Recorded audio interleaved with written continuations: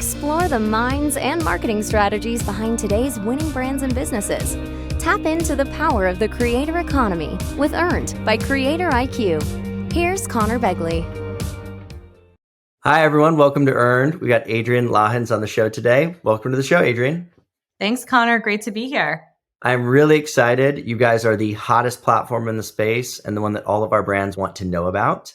And I think my favorite part about this show is I get to ask questions that would be potentially awkward to ask one-on-one, but now I get to ask them in front of a large crowd. So thanks for taking the time.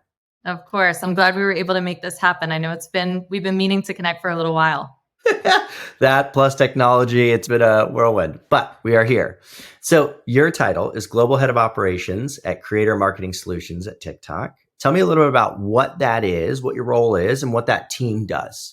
Yeah, absolutely. So we lead all of the operations focused on how brands and creators can connect on TikTok for brand and creator collaborations. Think like anything related to creator marketing. So we have the TikTok Creator Marketplace, which is our official platform for brand and creator collaborations. And then the TikTok Creator Marketplace actually powers the broader ecosystem of partners like CreatorIQ and others, and provides the first-party data for those opted-in creators to those other platforms as well. We have a whole suite of solutions that is really investing in helping brands to show up on TikTok in a way that's really authentic and native on the platform through their partnership with creators. And also the TikTok Creator Marketplace is really focused on, how we can help creators to monetize and make a living on TikTok in partnership with brands as well. Yeah, that makes sense. And I think from the outside, one of the observations that I find very interesting is that it seems like TikTok invests very heavily in this creator ecosystem and in the creators themselves, right? Which is not something that you necessarily see across all of the other platforms in the space. So what are the principles behind that approach, right? What is it that has driven TikTok to really view both the ecosystem like CreatorIQ as well as the creators themselves as being a key area to focus on? The primary principle is that creators are really at the center of everything on TikTok. And in order to nurture the creator community, TikTok is really focused on driving real world impact for creators. And we're putting our money where our mouth is in terms of the investments that we're making in the creator economy, creators being at the heart of our strategy. If you look around, so much of our product offering is really centered around providing opportunities to creators. So if you take, for instance, the TikTok Creator Marketplace, which is the platform that our team is really focused on, we call it TTCM internally. TTCM's entire ethos is bi-directional opportunities for creators. And what does that mean? One of the challenges that the industry has for creators is that as a creator, your livelihood is often very much at the mercy of brands discovering you, vetting you, directly reaching out to you. And what if, as a creator, you are not discovered? What if the brand doesn't think about you for that opportunity? Or what if the value that you would bring to the campaign as a creator isn't directly evident to the brand? And so TTCM is solving that challenge because we've built a bi-directional platform that gives brands the opportunities to discover and engage with creators at scale.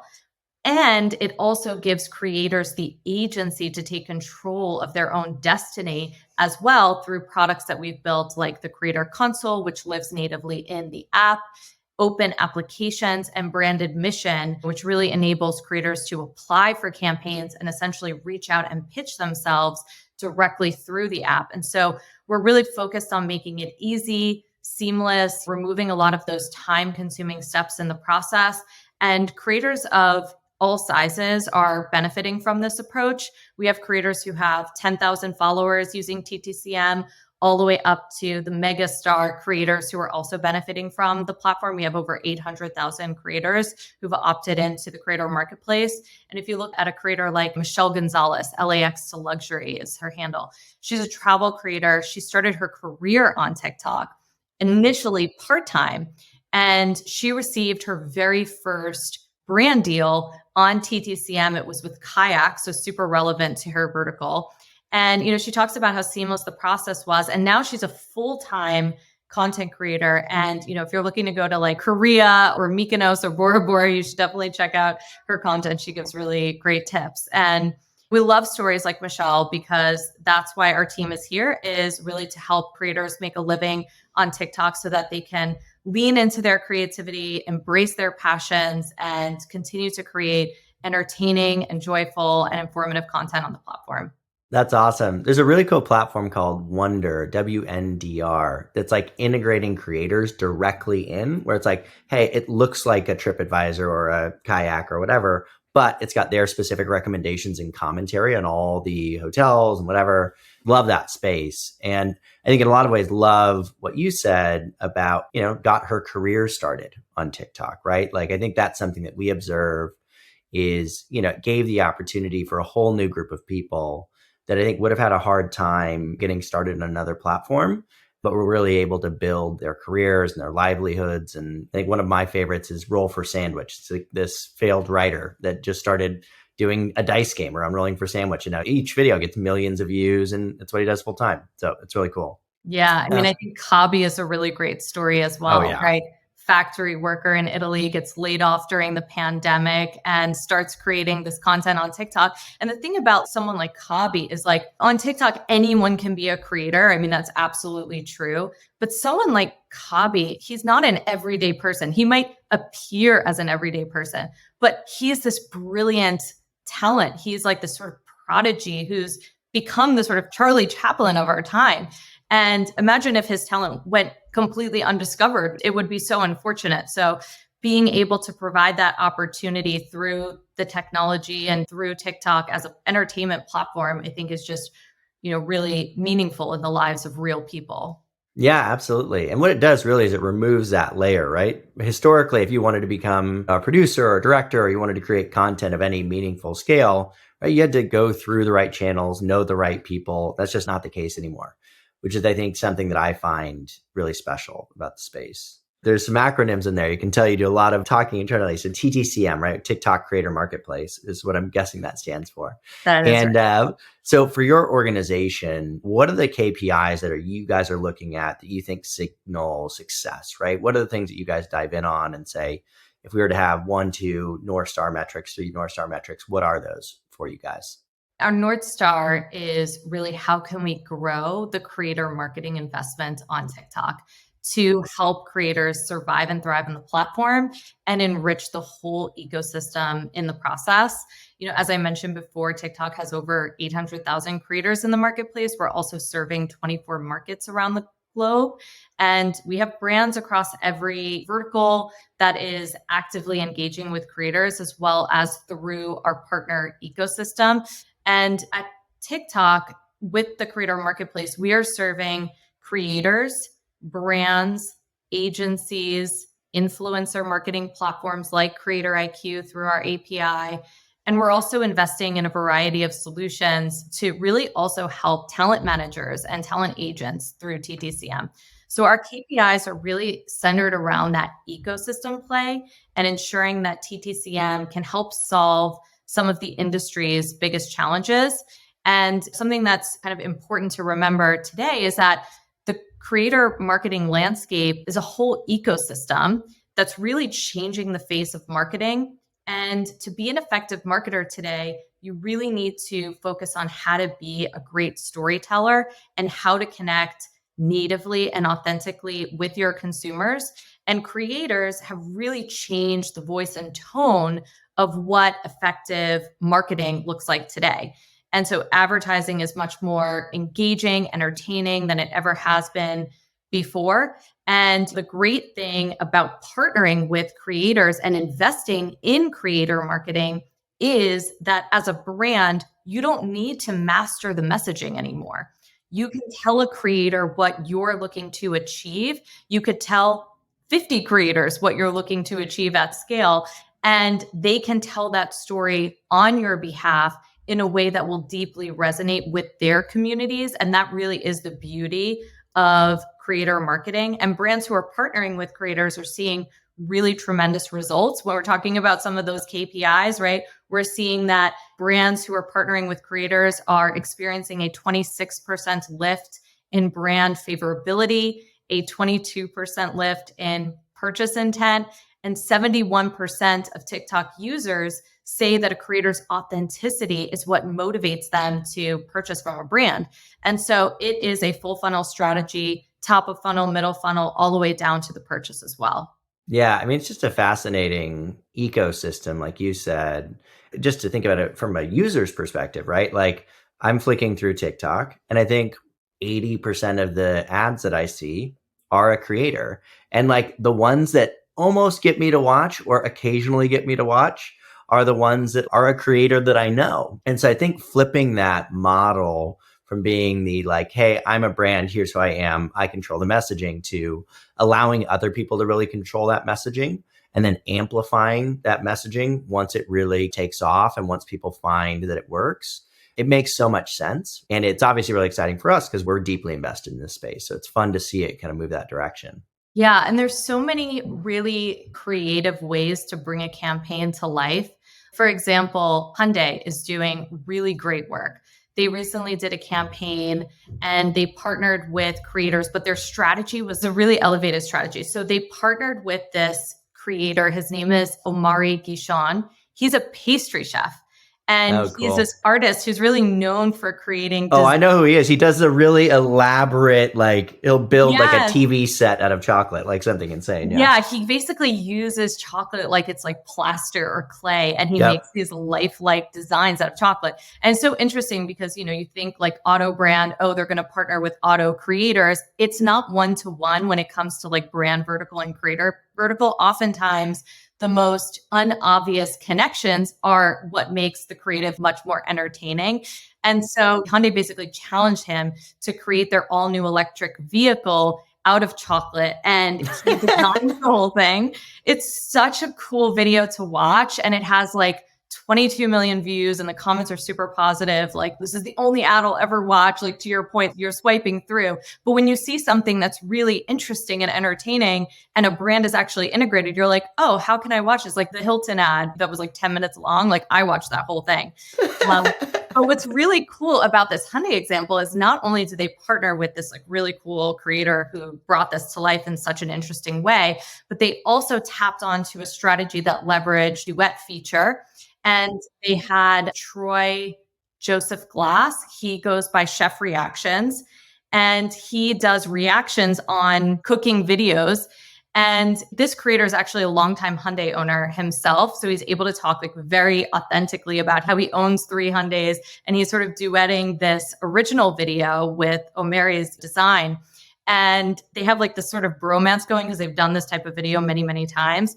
But that's the type of work that I think you can really only get when you're working with creators. And the outcome of that is just the sentiment on those type of videos, and the comments that you look at is just so above and beyond what you would see in a typical commercial.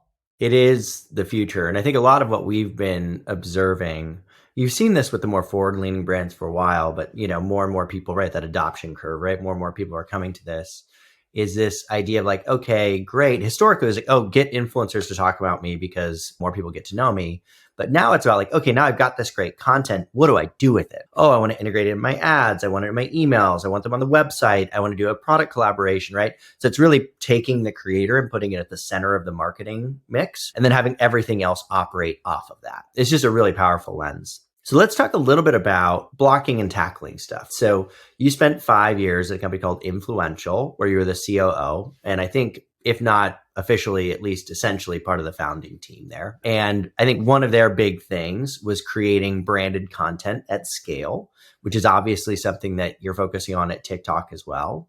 So like, what are some of the challenges from an operational perspective as a brand that they should be thinking about? Like, what are some of the mistakes that you see people make?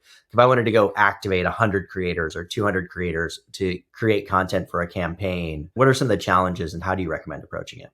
So I had a really great experience at Influential. I got sort of like my PhD in creators there. That was something that we always talk about with the team, is like, this is really such great hands-on experience because it is technology enabled, but it also is very much a managed service play. So you get to really get your hands dirty from the ground up on all of these campaigns.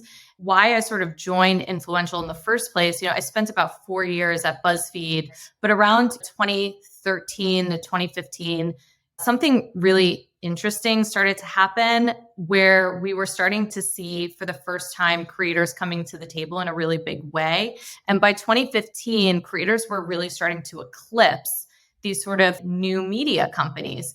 And I was just in awe of the fact that a creator like working out of their bedroom could just build these like massive audiences and compete with major media brands and publishers that had thousands of employees and major VC funding as sort of this one man, one woman show, and command these giant budgets from advertisers. And so that's when I really knew that I needed to be in the creator space.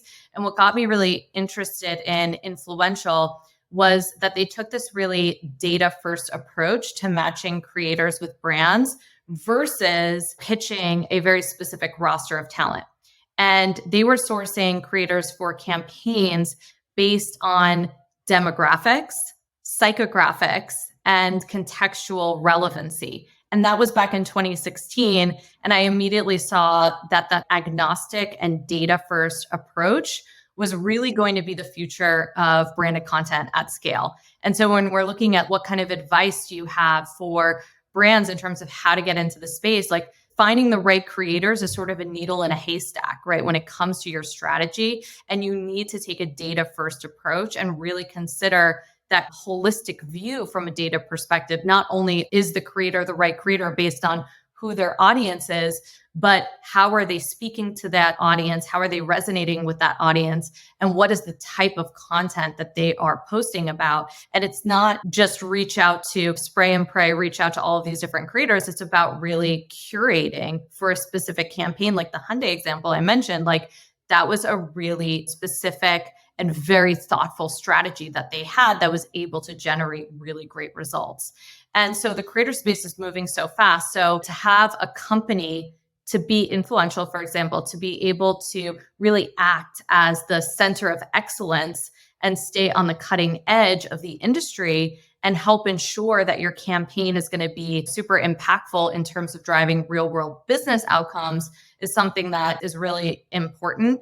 And the thing about creators is it's not just about generating that beautiful, really great creative that can connect, but it's also about measuring the impact. What are the specific sales that were driven from this piece of creative? Like which creators, I worked with 10 creators, which of the creators drove the best results? And how do I sort of optimize my paid strategy with that creator who is driving, how do I sort of test and learn and sort of optimize my budget accordingly? So I think that those are all of the things that are really important for marketers to kind of zoom in on when they are partnering with creators.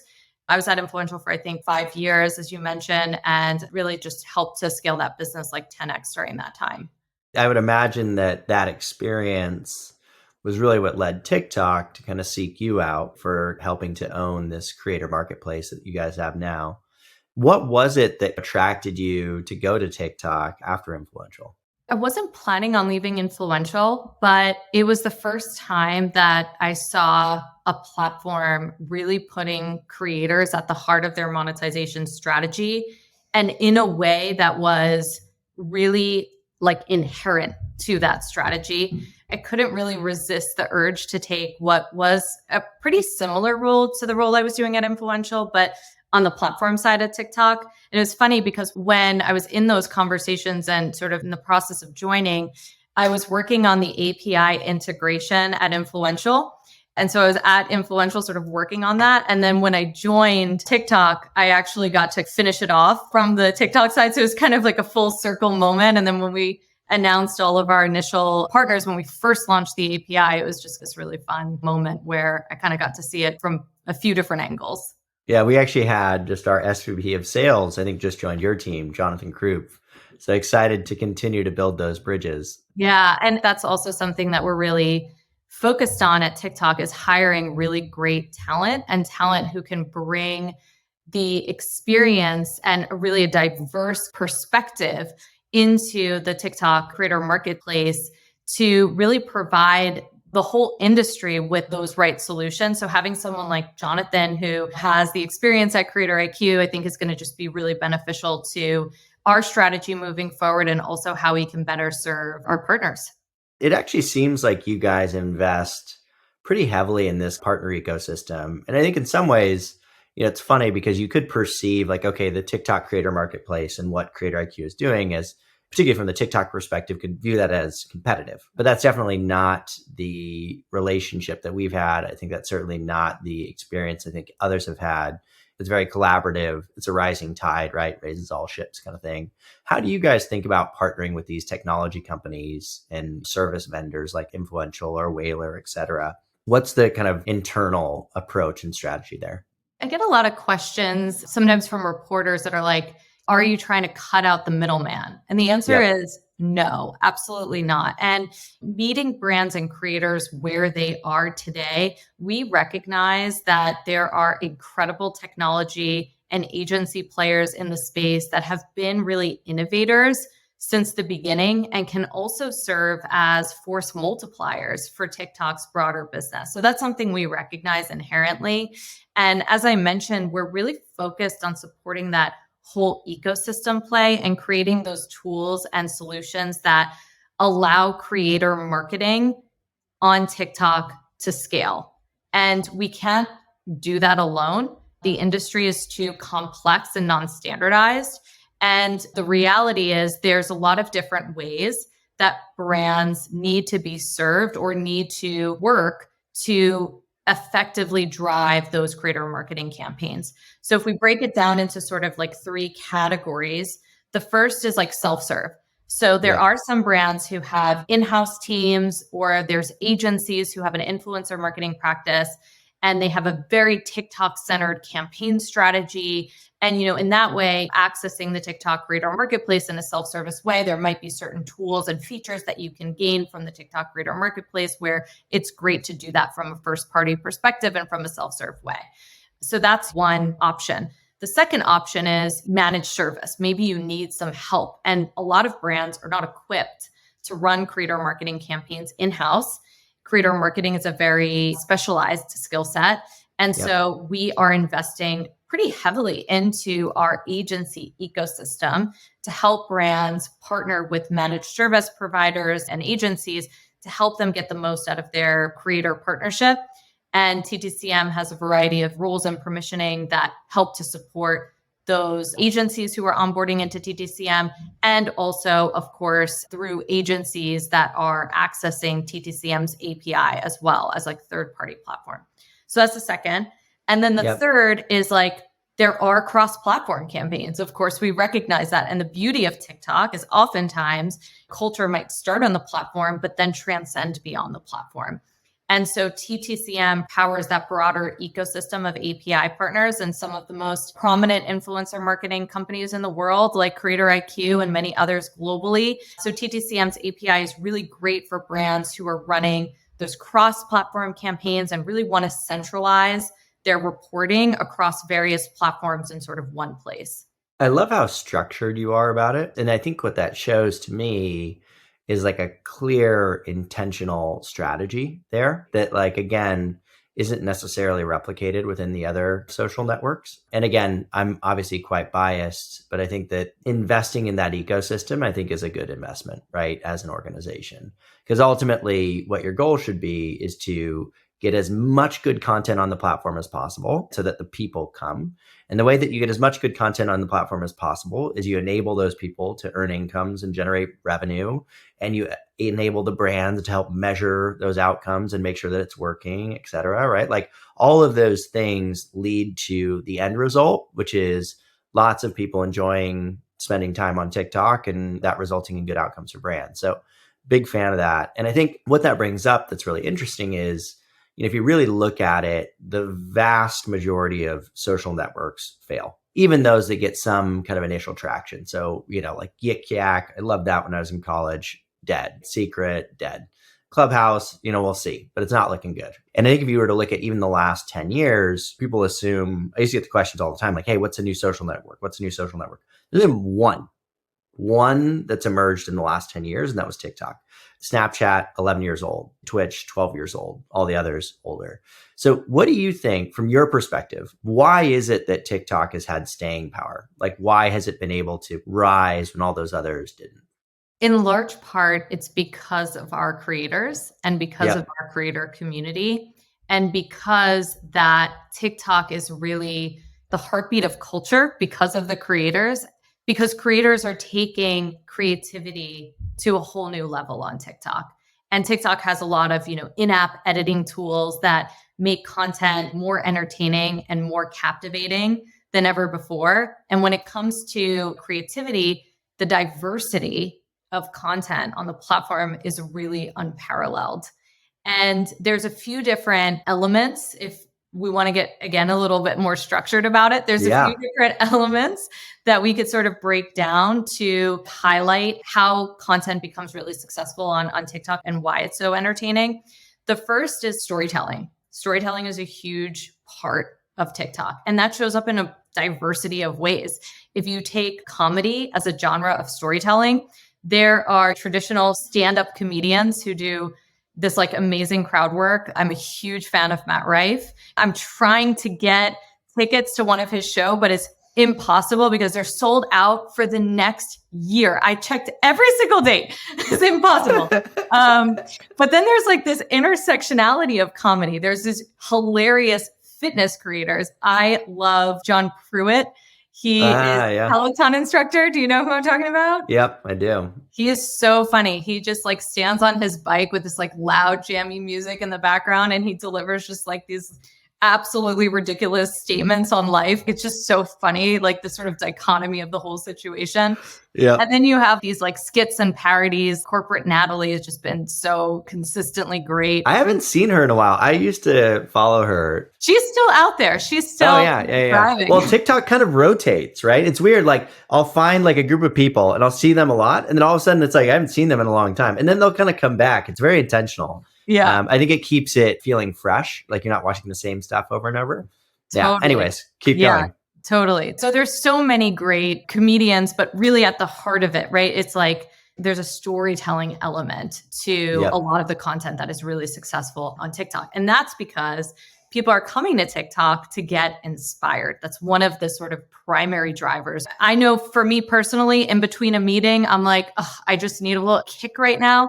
I'll just go on TikTok and watch like 3 videos. I'm good for my next meeting. That's like one piece, right? And then the second is edutainment is something we say, right? It's like the tutorials, the community teaching something new.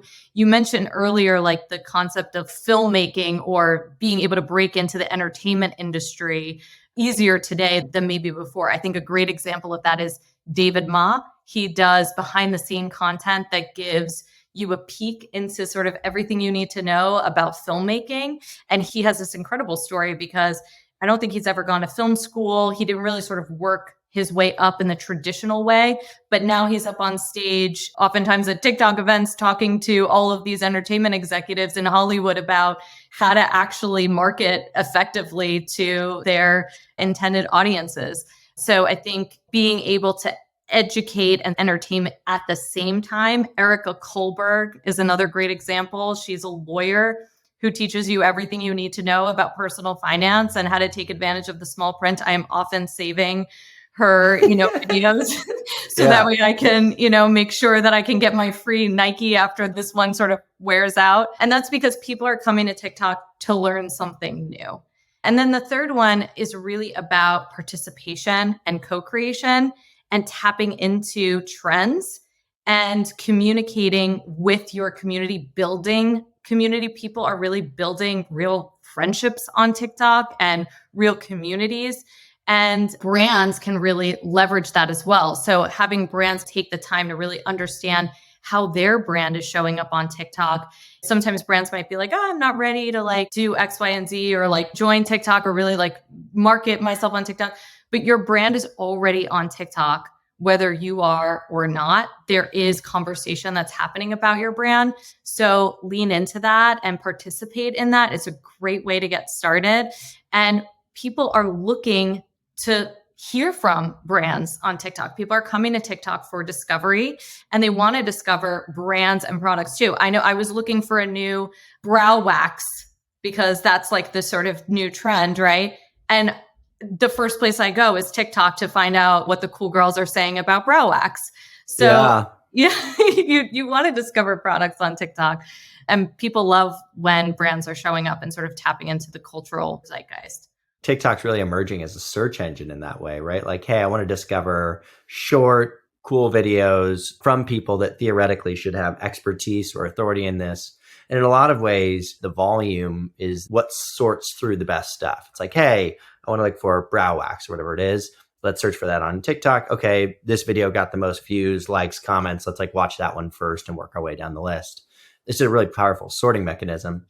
I'm actually curious. And what's funny is I don't know that I could answer this question. So I haven't thought about what my answer would be. But, knowing the social and content landscape as deeply as you do, I'd be curious where you see it going. And 10 years is really long, but let's say 5 years, maybe 10 years. How do you see it evolving? Do you see it maintaining and being the kind of big 3 or 4 across Meta, TikTok, YouTube, Twitter, maybe Pinterest to a lesser degree, Facebook to a lesser degree? How do you see it evolving? How do you see it changing over time? Yeah, well, you said something really interesting, Conor, earlier about how creators can sort of be that center point, and all of the other aspects of your marketing strategy can leverage creators as that central component. That's very common idea, maybe for you and me who work in this space and who have been living and breathing in this space for 15 plus years, whatever. But that's not necessarily where the whole industry is today. Yeah. And I think that we can get there in the next few years. And I personally am really excited about the prospect of that.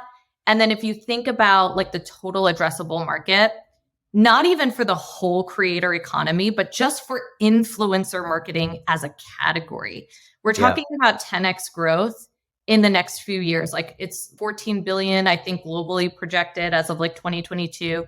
It's projected to be 143 billion by 2023.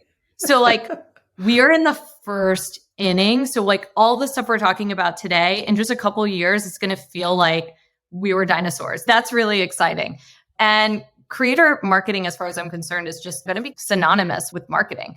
Creator marketing used to be sort of like, well, why should I do that? To like, why should I not do that? To how can, my marketing strategy live without it? And how can that be sort of the centerpiece? And so I think that creators are going to continue to infiltrate every single aspect of brands' visual, aesthetic, and broader marketing approach. At the same time, creator marketing is still quite operationally intensive, and there's a lot of tactical and technical problems to solve in terms of continuing to remove a lot of the friction at every step in the process, especially on a platform like TikTok. A lot of brands are looking for, how can I create content quickly? How can I create content more easily? And so we need to make that process easier for marketers and make creators the center of that solution. And in order for us to scale the sort of creator marketing industry to scale 10x, 100x in the future, the space does need to become a bit more automated, more data-driven. Matchmaking is going to get a whole lot better. Performance and measurement is going to be much more easy to attribute to creators and specific creators, specific assets. Pricing is a big problem that needs to be worked out, helping to create a little bit more standardization in terms of the creators' rates and how creators should think about their rates. A lot of education needs to happen on that end. I think we've come a really long way, but in terms of the space, I think we're also really early in this journey and really looking forward to what the future will hold. One of my favorite things to keep track of, and I've now got a list, is every year there's like an article that says like, this is the year of the influencer. And in the same year, there'll be like the influencer bubble is bursting, right? And I've got them going back to like 2015, like, oh, this year it's like de-influencing and the anti-influencer and whatever. And it's just like, man, this train's coming. And we've been in it for so long that it feels like old news. But for a lot of people, they're still figuring this out. It's going to be really interesting to see how things change. It's so funny that you mentioned that too, because I remember at the start of the pandemic, there were a few articles that came out that was like, influencer marketing is dead because every year. It's not relatable anymore. In fact, creators is in large part what helped people get up out of bed every day because they were able to really connect with people and really relate to people. And that's actually when creator marketing started to really take off in a much more standard line item in a media mix, because you were able to resonate with consumers much more easily, because frankly, all of your research as a brand went out the window when the whole world changed overnight. Yep. And so creators are great at like tapping into that and being able to sort of operate on the fly because they are truly and authentically themselves. So yes. Well, and you got to see people in their pajamas, right? It was just a very relatable time generally, right? It was a great way for people to connect. I was definitely a huge part. I mean, TikTok blew up during that time. And so congrats on your guys' success. I mean, I saw the recent numbers. It said you guys were doubling year over year within your international groups outside of China. Just really impressive growth. And with that, I think I've used up all of my time, but I really appreciate you taking the time and wish you all the success in the world. I'm glad we finally got to meet. I can't believe I haven't met you yet, and excited to see where we take this space over the next 10 years. I think it's going to be a wild ride. It's going to get really weird. Yes, absolutely. Really enjoyed the conversation, Conor, and glad we finally got to meet. And thanks so much for having me. Of course. Bye, Adrienne. Bye. Be a friend, tell a friend, and subscribe. Earned by CreatorIQ. CreatorIQ is your all-in-one solution to grow, manage, scale, and measure your influencer marketing program. Ready to unlock the power of the creator economy? Get started with a demo today at CreatorIQ.com.